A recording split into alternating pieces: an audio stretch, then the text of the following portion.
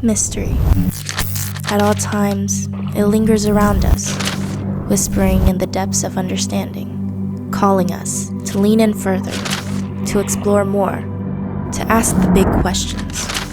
Faith and fact, certainty and the unknown. Can they dance with one another to not be at odds? Revealing the divine mystery at work in creation and embedded in all of existence. Unfolding that which is not seen, but always has been. I wonder. How many of you love a good origin story? Like, you know what I'm talking about? A story that explains where things came from, how they came to be. I'm not talking about like Monster, the Jeffrey Dahmer story or anything like that. I'm talking more about things like how Peter Parker became Spider-Man. You know what I'm saying? Like, we love that story because it's so unlikely. There's this kid, I mean, look at him. He's dreamy anyway. But he gets bitten by a spider, and you probably know how it all works out. There's another one, like Tony Stark, how he became Iron Man. He's a little more likely to have done that, but still, what a great story. There's another story of Amala Delamini. Y'all know who this is? She was born in Tarzana, California. She would release songs as a teenager on SoundCloud, and it would eventually blow up on YouTube and on Instagram, going live for hours and hours at a time, and would eventually become the award-winning, just wild recording artist known as Doja Cat. We've been talking about this origin story of the universe in this series called I Wonder. The series has been largely about the relationship between faith and science and how those two things can cause us to ask some of the biggest questions in the human experience, questions that sometimes cause people to walk away from their faith altogether. So how do we not let that happen? As we finish off this series this morning, we want to finish it in a way that hopefully ties it up, right? That answers all those questions, right? I mean, that's why we're all here. That's what I've been saying for the past 3 weeks that we've been in this sucker. We're like, come on week 3, and you'll have all the answers. And we're kind of going to do that. And we're kind of going to do that with blocks. Yeah. Anybody ever played Jenga before? It's so good, right? When building a Jenga tower, there are obviously some pieces in the tower that matter more than the others, right? And there are some pieces in the tower that matter less than the others. Like, let's just say this one, for example. Like, this little guy can, oh my gosh, he can come out and it's no problem, right? The whole tower still stands. It's still structurally fine. It has integrity and stuff like that. You can mess around with the blocks at the top, and it's not really going to change things as far as the whole structure goes, right? In the big scheme of things. It's when you get down towards the bottom that things really start to get shifty, right? But we're not going to do that right now. We're just going to talk about the pieces up here at the top, because our faith is a lot like a Jenga tower in a way. Like, there are some things that when it comes to our faith, they're like not that big of a deal. We can learn them, and it might change how it might change the appearance of our faith. It might change the look of it. It might change the shape of it. But at the end of the day, it's still our faith, and it still stands strong. Like, for example, the name Jesus. No one would have called him Jesus at the time. Whenever he was walking around, if you said, Jesus would have just kept walking. He wouldn't have heard you, because that wasn't how you would have said his name. Jesus is an Americanized version of his Hebrew name, Yeshua, which would have been a very common name at the time. It's actually where we get the name Joshua. So I don't know how it evolved or devolved into Jesus, but that's how we say it here in America, not how they would have said it then. And you're like, okay, that's fine. Like, that just changes a little bit for me. I still have faith in him, still the same guy. There's another concept like that could mess with you a bit, where it's like, did you know that once Jesus, he actually spit on the ground and he made mud, and when he spit on the ground and he made mud, he smeared the mud on this blind guy's eyes, and then the blind guy could see. You're like, that's kind of gross, Jesus. I don't know why you would spit on someone's face, but that doesn't change my faith too much. But what's the foundation of our faith? Like, that's all top of the tower stuff, things that'll change the look of it a little bit. But what's the foundation of our faith? Like, what's down here at the bottom that's really like holding the whole thing up, right? For some of us, I think it's like three major things. And so you can listen to these three and try to decide which one it is for you. Number one, Bible stories. Like, at the bottom of our faith are these Bible stories that are so foundational. They are the crux of what we believe and why we believe it. Stories like David and Goliath, you know? Like, if all of a sudden we found out that David wasn't real and the whole thing with Goliath never happened, we'd be like, no! Don't worry, though. It's true and it's real. Noah's Ark, Adam and Eve, stuff like that. Bible stories. For some of us, it might be other people's expectations. Like, we come to church, we do what we do. We might pray, we might read our Bible because someone has always told us to. Because we're made to. We grew up in a Christian house, and we're expected, like in my house, as for me and my house, we will serve the Lord, right? And that's how it is. We've never questioned it. We've always just accepted it because, well, we've never had to. It's just always been foundational, right?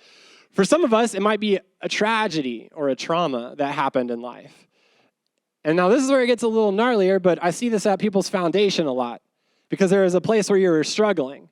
There was a place where things were difficult, and you maybe cried out to God and you said something like, if this doesn't happen, I will believe in you forever. I will know that you are real because you experienced such deep pain and tragedy and loss, and then God redeemed it in such a way that you have no way that you can believe in anything other than God. You're like, God is real. I'll believe him to the very end, no matter what, because he came through and I will trust him. Now, these things are pretty good foundations. Like, if you have Bible stories or a great family around you and their expectations on you, right, to love Jesus, or even something hard that's happened in your life, and that's the foundation of your faith, like, that's pretty good for a while. The problem is, all of these things are still shakeable. All of those things are still shakeable because what happens when someone challenges your foundation? What happens when someone starts to pick at the very thing that you've built your whole faith on up to this point? It starts to get kind of scary. Oh my gosh. For example, wow, that's really hanging on by just one block right there in the middle. For example, for some of us, science will shake our faith because the creation and evolution thing just doesn't make sense, right? For others of us, it will be when a mentor in our life that we have looked up to, who's taught us everything, who's been a pillar of our faith, who said, we've looked at and just said, like, they are the embodiment of Jesus to me. What happens if they just die unexpectedly? What happens if there's a moral failure or a scandal? And you say, like, what? Everything you've ever said, was it all just a lie? And therefore, is everything that God said, because you loved him so much, is it all just a lie too? Is God even real? It can really shake the foundation of our faith. What about when your mom's prayers aren't good enough anymore? What about when the songs that you sang in VBS just don't hit the same anymore?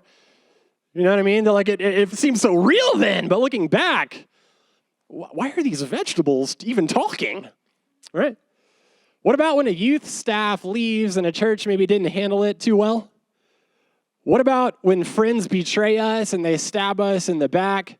They said that they were trustworthy and they wouldn't be. These things can shake the foundation of our faith, and we have a decision to make at that point. And we've been talking about how, you know, this foundational piece in this series called I Wonder, where the earth, it might be 6 billion years old, it might be 6 days it took to build the thing that can really shake our faith too, but this series is more than science. Because look, if someone can shake your foundation, then all of the faith that you've built on top of that foundation can come crashing down. If someone can challenge your foundation and get you to believe something or challenge it so much. Look at this. That's a sturdy faith. But look, Bailey, it's not sturdy enough. Because this little sucker right here, he won't cut it. He's not good enough, right? Eventually, it'll come crashing down. But here's the good news. It doesn't have to be this way. The good news is that 2,000 years ago, Jesus, the one that we pronounce his name wrong, the one that Christianity is completely based upon, he was born and he lived this perfect life. And then he died on a Roman cross. And we believe that Jesus was God. And we believe that he did this, dying on the cross, for us, in a way to show us who God really is, in a way to show us that God is really filled with love, that he's really filled with compassion and mercy and forgiveness. But here's the thing that makes Christianity different, because a lot of people died on a cross, but none of them rose again. None of them rose again. In Matthew chapter 28, verses 2 through 6, here's what happened. There was a violent earthquake, for an angel of the Lord came down from heaven and said, going to the tomb, that Jesus, remember, he had just been brutally murdered on a cross, and he was put in this tomb. This is 3 days later. There was a stone put in front of the tomb to keep robbers and people from robbing the gravesite or messing with the body or anything like that.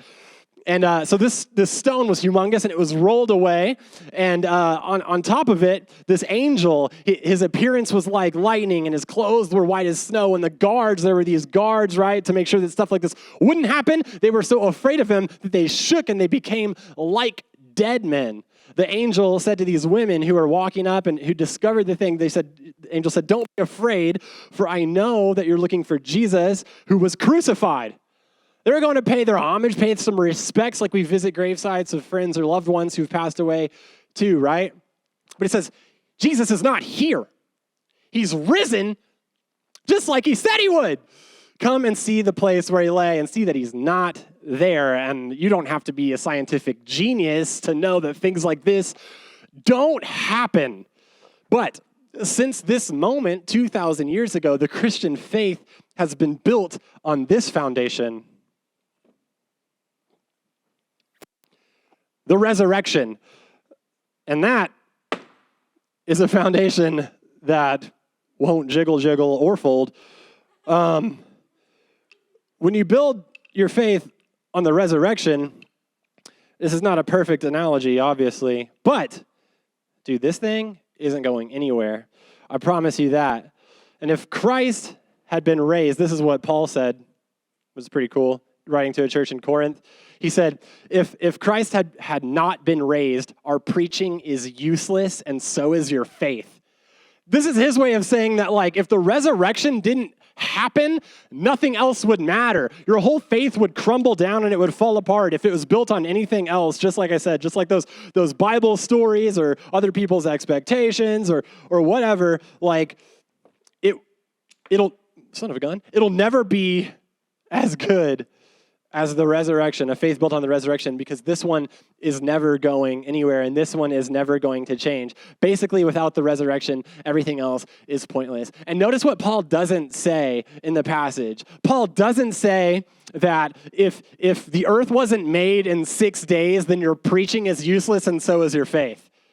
Like, if that was the foundation, well, some discoveries may come out, some science could be revealed, it could be different or something like that, but that's not going to shake the core and the foundation of our faith. No, because it's the resurrection. It's not on evolution. It's not on dinosaurs. It's not on this other stuff. It's on the resurrection. Everything else has to fall in line because that really happened. Paul didn't say if Jonah wasn't swallowed by a big old fish or whatever, then your preaching is useless and so is your faith.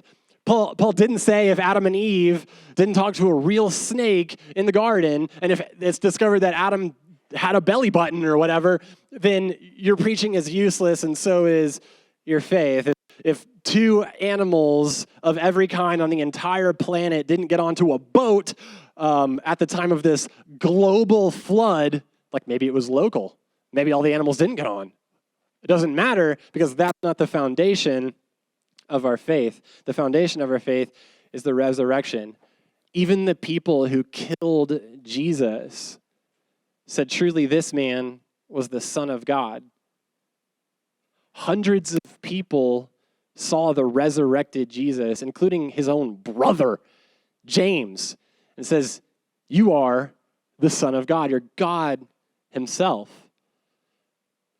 A brother wouldn't say that. Hundreds of people wouldn't say that. Hundreds of people wouldn't all be together, seeing Jesus, eating a meal with him before he ascends for eternity, creating a space for us while he's waiting on us, right?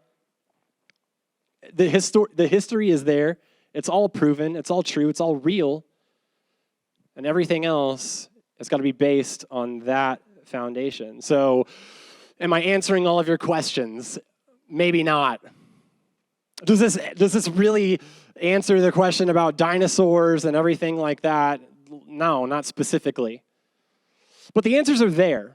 And I don't want us to stop being curious, because that's the whole point of this series, is to continue to be curious and continue to ask questions and to continue to build your faith on the thing that matters most.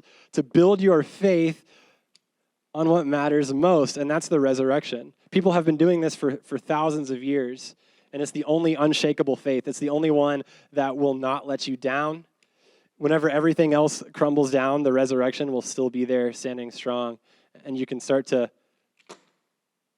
build on it again and again, and it might look different, and that's okay.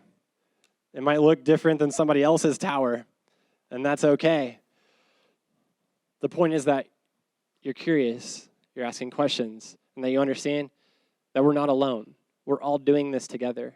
There might be things that some of us disagree on. There might be things at the top of our tower that we disagree on, that we see differently, right? If we all agree on this, we're going to be all right.